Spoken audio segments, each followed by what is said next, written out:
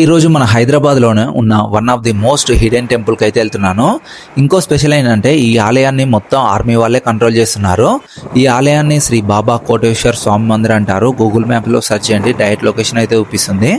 ఈ ప్లేస్ ఎక్కడో కదండి, మన హైదరాబాద్లోనే సికింద్రాబాద్ నుంచి సిద్దిపేటకి వెళ్తుంటే రూట్ మధ్యలో బొల్లారం చెక్ పోస్ట్ దగ్గర అయితే ఒక 500 మీటర్స్లో ఉంటుంది. దీనికి సంబంధించిన ఫుల్ ఇన్ఫర్మేషన్ ఇస్తా. ఈ వీడియోని అయితే స్కిప్ చేయకుండా లాస్ట్ వరకు అయితే చూడండి. అండ్ ఈ ఆలయం లోపలికి రావాలంటే మనకైతే ఆర్మీ చెకింగ్ ఉంటుంది. గవర్నమెంట్ ఐడి కార్డ్ అయితే క్యారీ చేయాలి మీరు ఒకవేళ లోపలికి రావాలంటే. ఆర్మీ ఏరియా కాబట్టి ఎవరైతే వీడియోస్ అయితే తీయొద్దు. అండ్ ఇందులో స్వామివారు మనకైతే అద్భుతంగా ప్రశాంతమైన కొండల మధ్యలో మనకైతే స్వయంభుగా వెలిసి దర్శనం అయితే ఇస్తున్నాడు. అండ్ నేనైతే లోపలికైతే వచ్చేసాక మనకైతే చూడండి ఆలయం అయితే ఈ విధంగా ఉంది. ఒక్కసారి ఇక్కడ చూడండి, మనకైతే ఆలయం ఎంట్రీలోనే మనకైతే భారీ పొడవైన శివ విగ్రహం కూడా ఉంటుంది. ఇదే మెయిన్ అట్రాక్షన్ ఆలయానికి. అండ్ పురాణాల ప్రకారం ఎన్నో సంవత్సరాల క్రితం ఈ ప్రాంతంలో రాతి తవ్వకాలు జరుగుతుంటే మనకైతే స్వయంభుగా వెలిసిన శివలింగం అయితే బయటపడిందంట. అందుకే చూసుకోవచ్చు మనకైతే ఒక కొండ పైన కొండ గుహల్లో మనకైతే శివలింగం అయితే ఉంటుంది.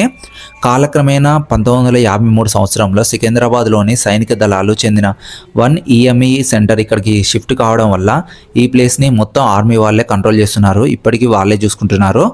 అండ్ ఆర్మీ ప్లేస్ కాబట్టి ఎవరు ఫొటోస్ వీడియోస్ అయితే తీయొద్దు, ఓన్లీ టెంపుల్ వరకు మాత్రమే అలా ఉంటుంది.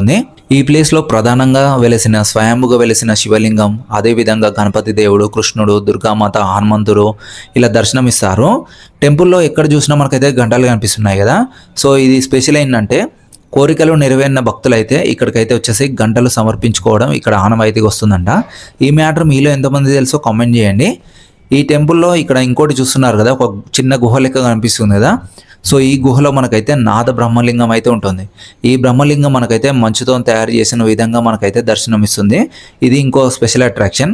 ఈ గుహలకు వచ్చి మనకైతే ఆ స్వామివారిని దర్శనం చేసుకొని ఇది ఒక మంచి ఎక్స్పీరియన్స్ అని చెప్పొచ్చు. అండ్ ఈ ప్లేస్కి నేనైతే ఫస్ట్ టైం వచ్చాను, నాకైతే చాలా అద్భుతంగా అనిపిస్తుంది. అండ్ మీలో ఎంతమందికి ఈ ప్లేస్ని విజిట్ చేశారో కామెంట్ చేయండి, మీకు ఎలా అనిపించిందో. ఫైనల్లీ ఆ శివయ్య దర్శనం అయితే చేసుకున్నాను.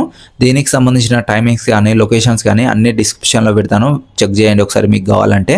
మీకు ఈ వీడియో నచ్చినట్లయితే లైక్ చేసి మీ ఫ్రెండ్స్ అండ్ ఫ్యామిలీస్కి అయితే తప్పకుండా షేర్ చేయండి. నెక్స్ట్ వీడియోలో కలుద్దాం. జై భవానీ, జై శివాజీ, హర హర మహాదేవ్, శంభో శంకర.